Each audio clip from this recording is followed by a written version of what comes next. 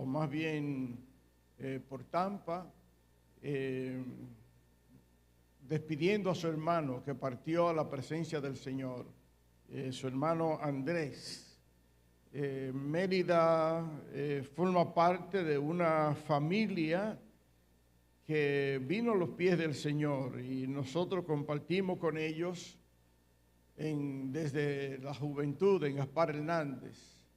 Así que sentimos mucho, Mérida, y recibe nuestras condolencias en nombre del Señor. Como bien ha dicho nuestro hermano Fernando, hemos tenido una vez más la celebración de la escuela de verano, que es una jornada evangelística para la niñez y para la adolescencia y la juventud. Por la gracia del Señor, aún mantenemos este ministerio. Y para este año hemos ya, como hace un tiempo, hemos venido haciendo, hemos tenido grupo de niños en la mañana, los pequeñitos, en la tarde, que ha sido un éxito, la cantidad de niños que el Señor nos ha permitido tener sembrando su palabra, y en la noche la jornada con los adolescentes y jóvenes. El hermano Michael ha tenido una excelente exposición y ha habido manifestación de fe en algunos de ellos, de los adolescentes. Así que hacemos bien en responder al llamado de Fernando de orar, seguir orando, para que el Señor sea glorificado en muchas vidas que tanto lo necesitan, la juventud, la generación de este tiempo, muy especialmente la generación que nos ha tocado en el entorno, en San Carlos y en Villa Consuelo. Que el Señor sea atrayendo, levantando a estos jóvenes a la vida nueva que solo en Dios, solo en Él está. Con motivo de la escuela bíblica de verano, hubo un entrenamiento, una capacitación que fue guiada especialmente por nuestra hermana Vicenta y por nuestro hermano Guillermo. En la primera jornada de entrenamiento, el hermano Michael, en la introducción, antes de llamar a nuestra hermana Vicenta, quiso tener algunas palabras de edificación, de preparación para los hermanos que habíamos sido convocados. Y él quiso recordar a los hermanos que cuando el Señor decidió conformar ese medio, ese mecanismo para acercarse a Él, que llamó a Moisés, le recomendó a Moisés que apartaran a su hermano Aarón y a sus hijos para ser los hombres que iban a oficiar, que iban a intermediar entre el pueblo y Él, entre el pueblo y Dios. Él quiso tener esa lectura y para mí fue algo impactante, realmente en ese momento, porque él veía la responsabilidad en lo que concierne el servicio del Señor, cómo debemos estar preparados, pero no una preparación solo intelectual, no una preparación solo de apariencia, de vestimentas, una preparación para presentarse delante de Dios, para ser su representante ante la comunidad que va a servir. Y él usó este pasaje de Éxodo capítulo 28. Éxodo capítulo 28, cuando el Señor le pidió a Moisés que llamara a su hermano y a sus hijos, a su hermano Aarón y sus hijos. ¿Qué nos dice este pasaje? Bueno, para mí algo muy solemne, muy especial. Dice, capítulo 28, versículo 1, harás llegar delante de ti a Aarón tu hermano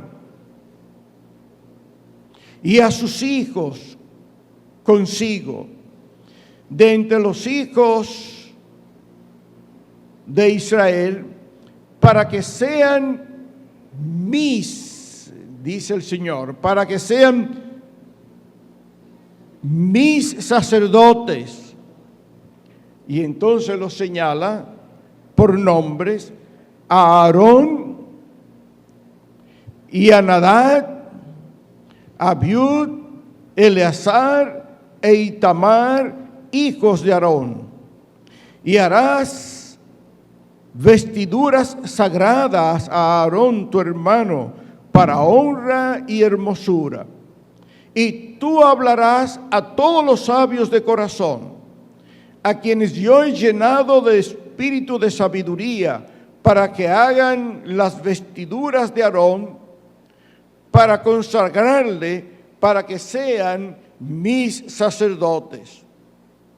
Las vestiduras que harán son estas, 2 puntos: el pectoral, el efod, el manto, la túnica bordada, la mitra y el cinturón. Hagan pues las vestiduras sagradas para Aarón tu hermano y para sus hijos, para que sean mis sacerdotes. Señor, bendiga este pasaje de su palabra leído en nuestros corazones. Quizá en un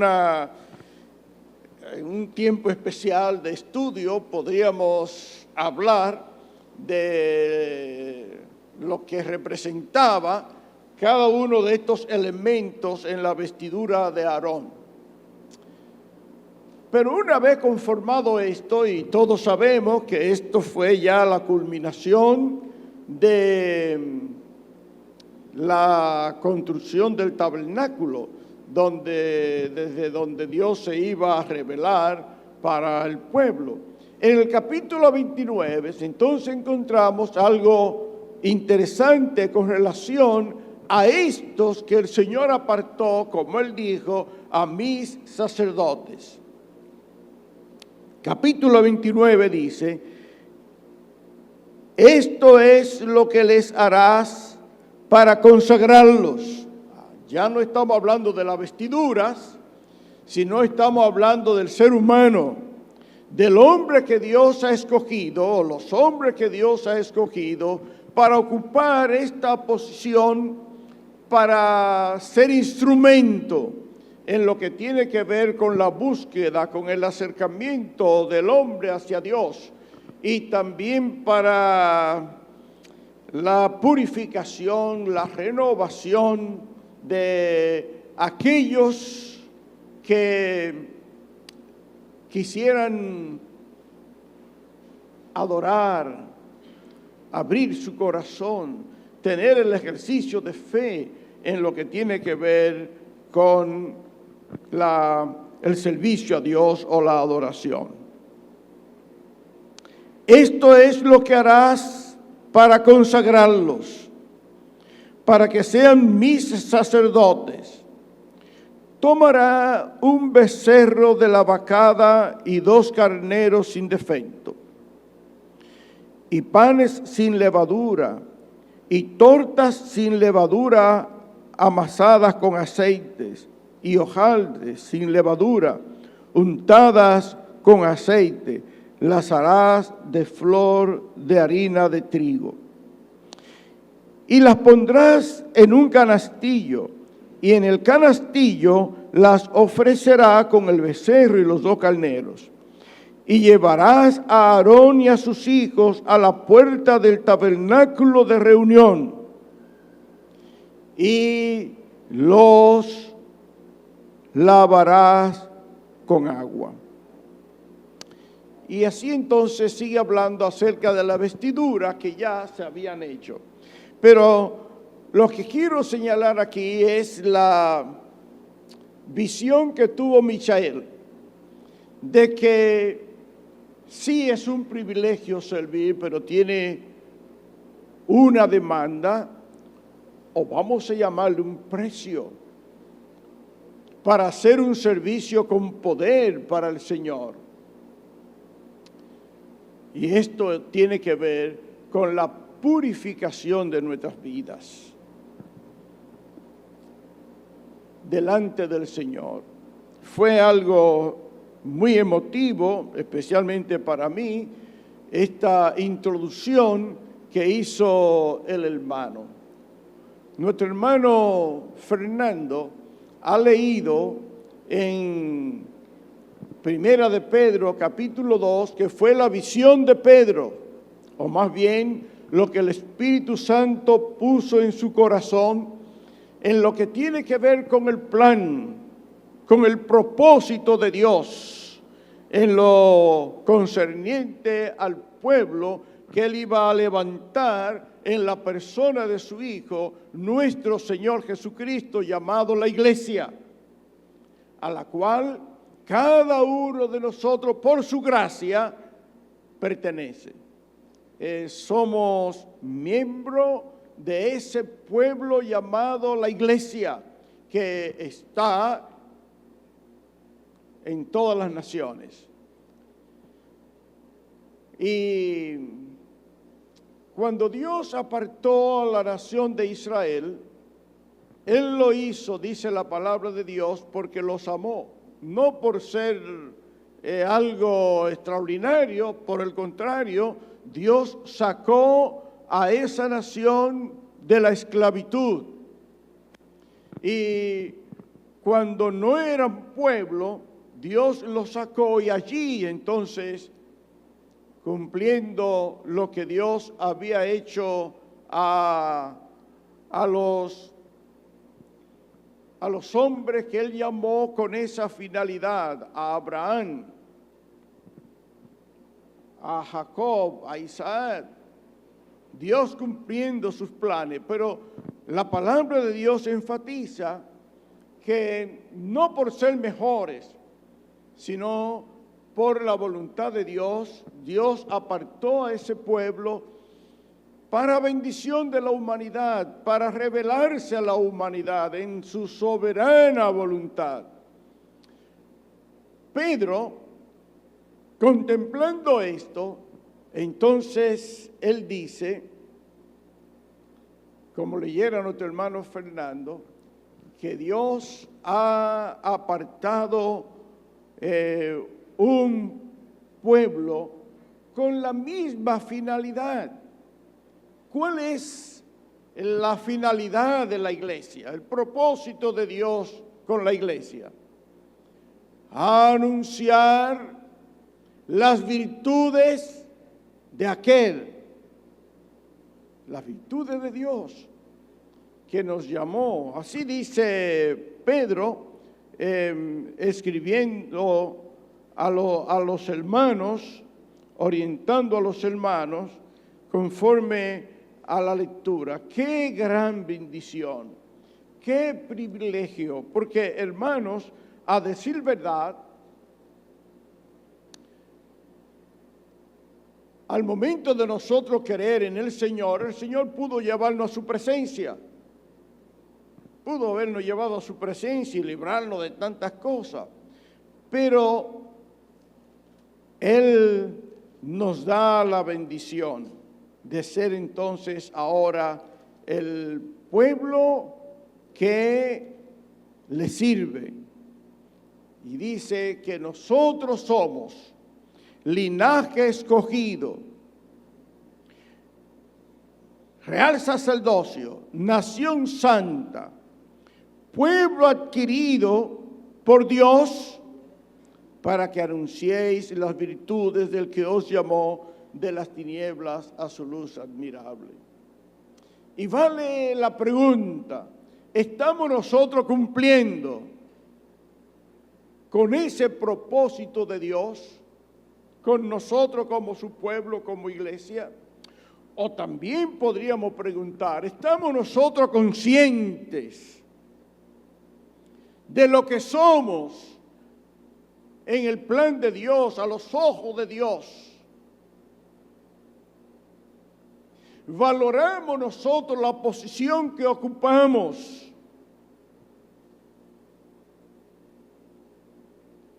En ese orden, entonces, nuestra hermana Vicenta trajo un tema que tiene que ver con ese propósito de Dios. ¿Y saben cuál fue el tema? La ética cristiana, la ética del creyente. Nosotros sabemos que cada disciplina en la vida tiene su ética. Por ejemplo, la medicina. Hay algunos que no la cumplen, pero hay una formación. La hermana Vicenta quiso que se comprendiera lo que significa ética y empezó a hacer preguntas.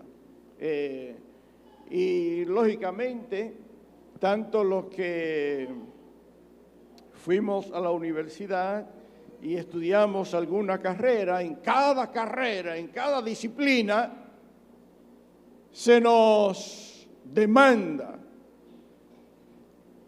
Por ejemplo, en el derecho.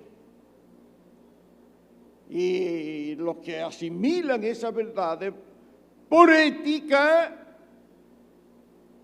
no cometen muchos errores, porque se someten a lo que aprendieron y a lo que demanda la función que ellos desempeñan. Y en esto, entonces, nuestra hermana fue profundizando, pero realmente yo creo que fue trabajando a juzgar por mí en cuanto a nuestra vida, nuestra responsabilidad, nuestro compromiso, nuestra visión, la demanda del Señor. Y realmente llegamos a la conclusión de que muchos en nuestras vidas fallamos en lo que tiene que ver con la ética, con el ejercicio de nuestra vida, que podríamos cambiar la palabra ética por otra palabra. Testimonio, conducta, en fin, lo que la persona asimila, lo que la persona ve en nosotros, porque nosotros somos, dice la palabra de Dios, el apóstol Pablo dice que nosotros somos cartas leídas, carta abierta, carta leída. La sociedad en su mayoría no lee la palabra de Dios. Y cosa paradójica, nuestra nación en sus símbolos patrios, en el escudo de la bandera, tiene el libro sagrado, la Biblia abierta, pero no todos los hogares tienen la Biblia. Y no todos los ciudadanos tienen la Biblia, y mucho menos la leen. Pero ellos nos leen a nosotros. Somos cartas abiertas. Y nosotros debemos vivir para glorificar el nombre del Señor. Hoy, en los nuevos tiempos que nos ha tocado vivir, que no vivieron los que nos trajeron el mensaje, porque la ciencia, la sociedad se ha ido desarrollando de manera acelerada y no vivieron muchas de las cosas que nosotros vivimos hoy.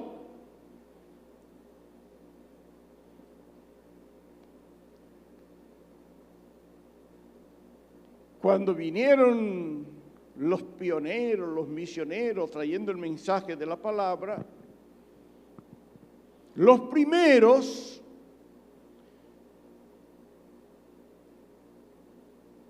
no tenían televisores. No voy a ir más atrás, solo a lo que tiene que ver con nosotros aquí ahora, a partir de los años 30 o los años 20, no tenían televisores.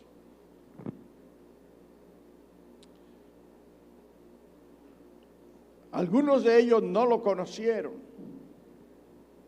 Luego vino el televisor, pero muchos de ellos no vivieron la televisión en imágenes a color. No vivieron esa etapa. Y así fue avanzando y no vivieron lo que fueron los teléfonos celulares. No vivieron lo que fueron los beeper, o sea, así se llamaba, que una cosita para recibir mensajes.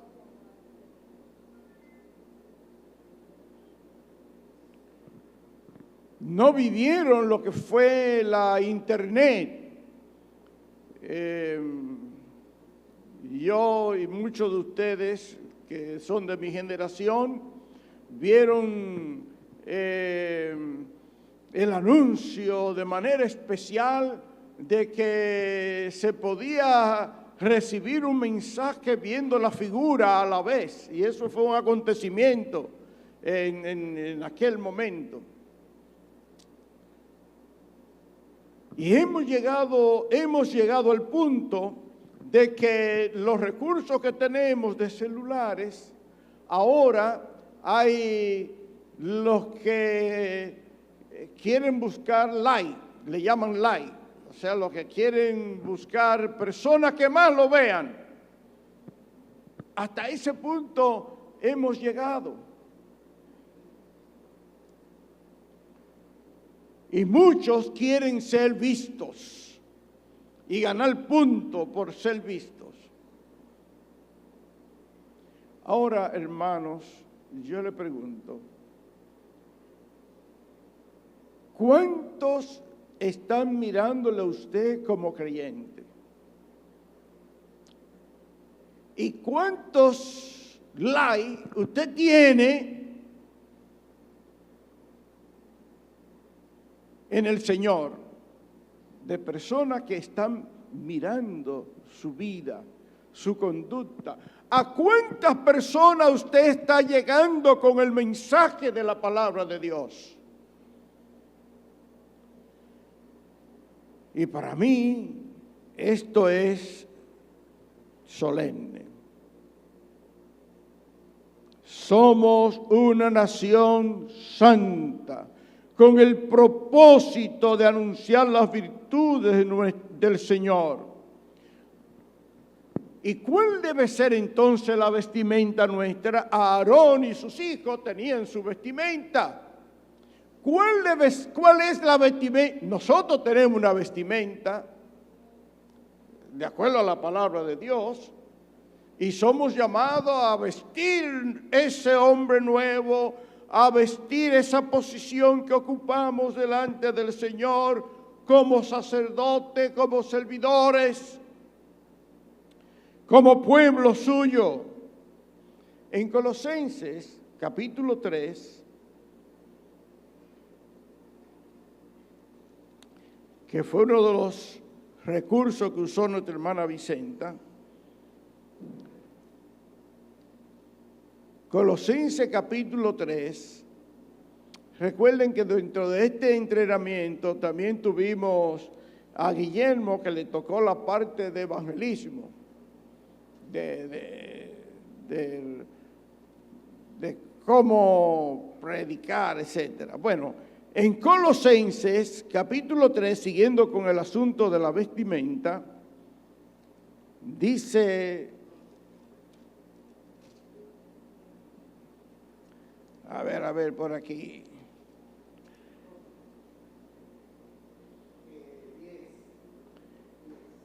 Sí, lo que estoy buscando es el libro, el capítulo de Colosenses, capítulo 3.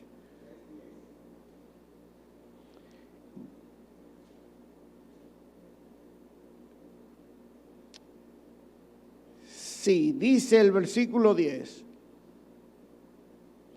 Y revestido del nuevo, el cual conforme a la imagen del que lo creó se va renovando hasta el conocimiento pleno, donde no hay griego ni judío, circuncisión ni circuncisión, bárbaro ni escita, siervo ni libre, sino que Cristo es el todo y en todos.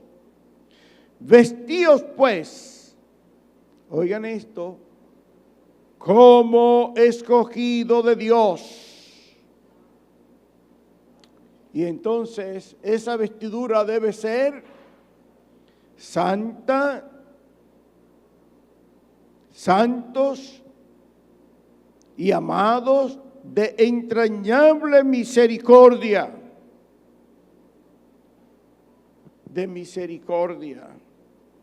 de benignidad,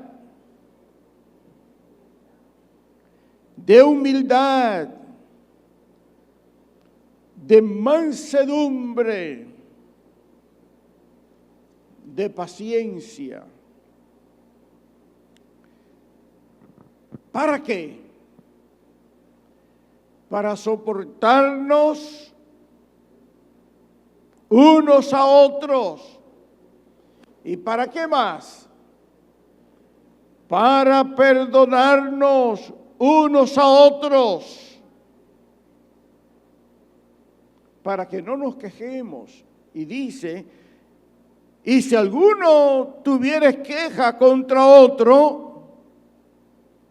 de la manera que Cristo os perdonó, así también hacedlo vosotros.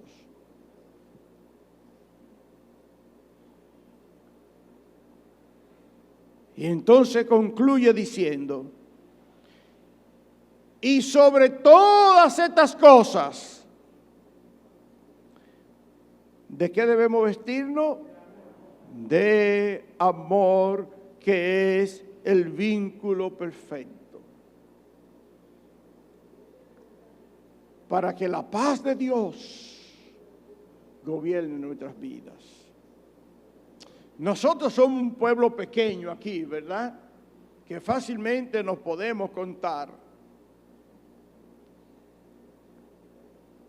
Pero el Espíritu Santo previó que se iban a presentar circunstancias en las que íbamos a chocar,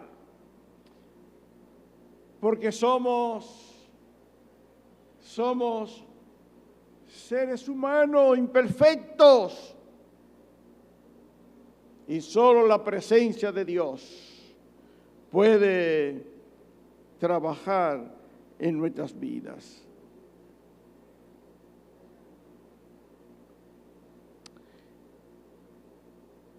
Estamos entonces llamados debemos nosotros saber que hay una ética de vida. Y luego entonces, aparte de esta vestimenta que tenemos, viene cómo nosotros debemos conducirnos.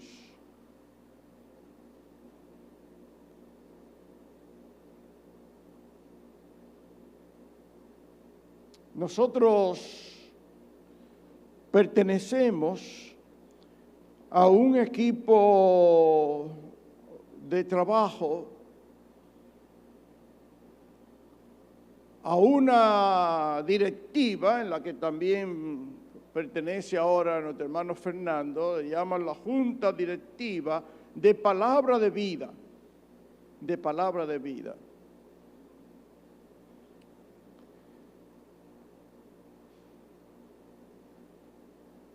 El apóstol Pablo dice, el que esté firme, mire que no caiga.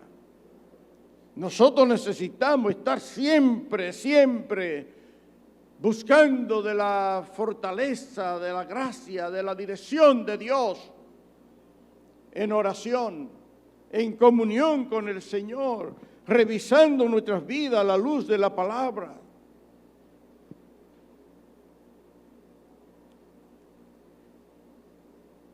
Y el director de ese programa, que funciona en diferentes partes del mundo, nos habló de un hermano, un obrero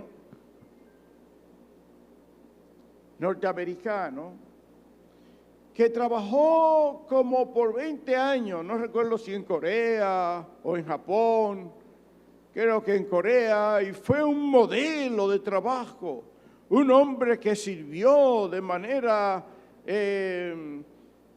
admirable.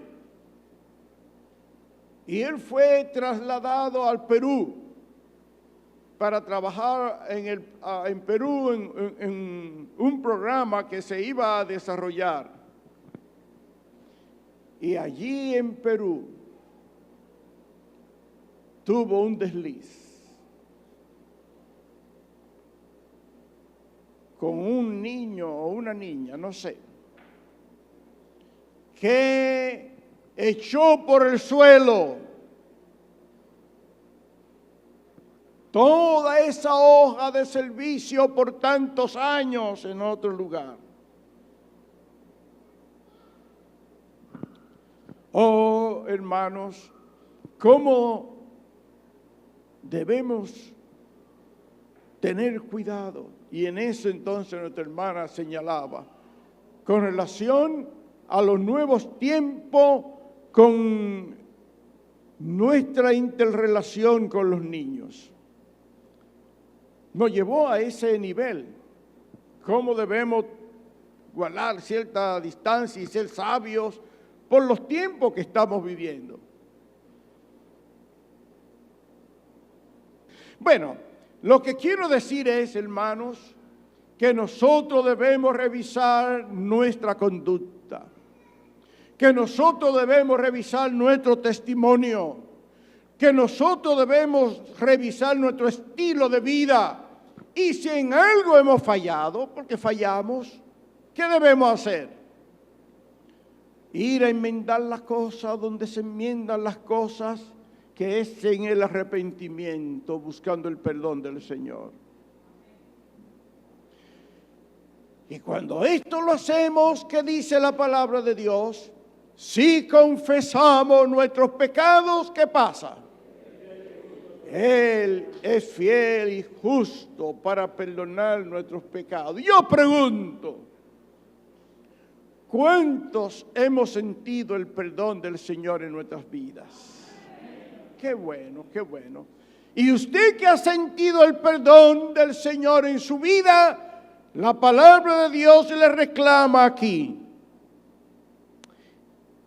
que de la manera que Cristo os perdonó, ¿qué debemos hacer nosotros? Así también hacerlo.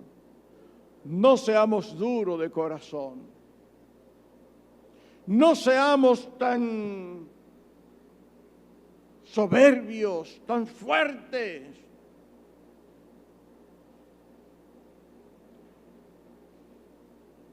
De la manera que Cristo perdonó, así también hacedlo vosotros. Que el Señor nos dé esa gracia. Que el Señor nos dé esa gracia. Y para concluir,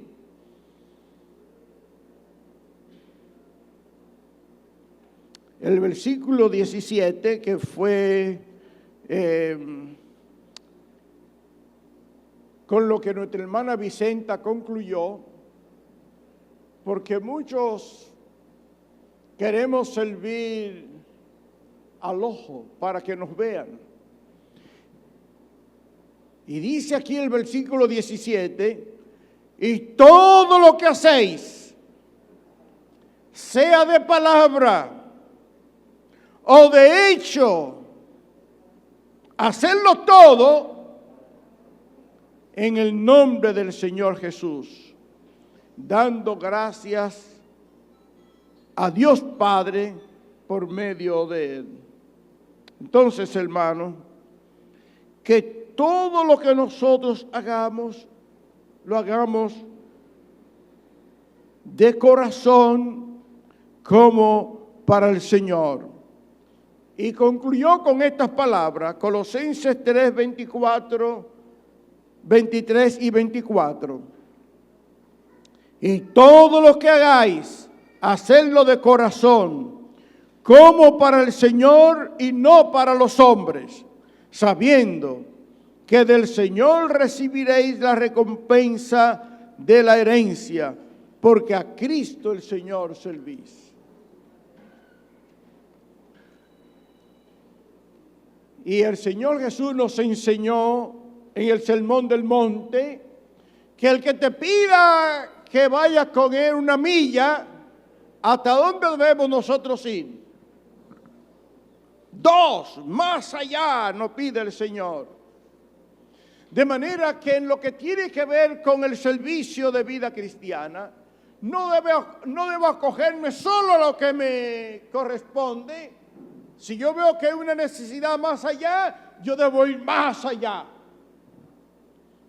Y entonces hay los críticos que ven las cosas que hay que hacer y entonces van a reclamar, miren, que no se hizo tal cosa, pero si usted la vio, hágala usted. Hágala usted. Y entonces, ¿qué va a pasar? Que el Señor le va a recompensar, porque usted no está sirviendo al loco. No tenemos una competencia. ¿A quién estamos sirviendo? Es al Señor, es al Señor.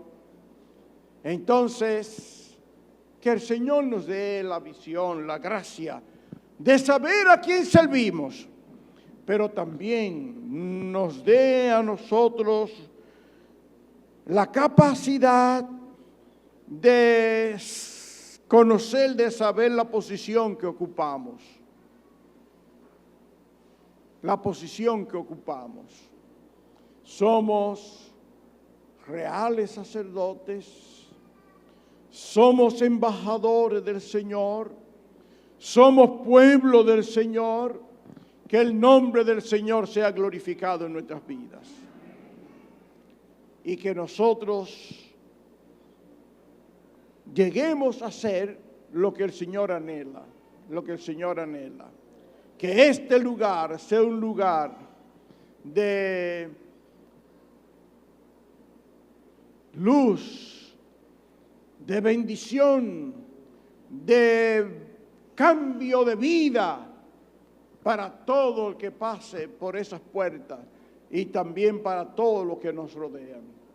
Que el Señor nos bendiga.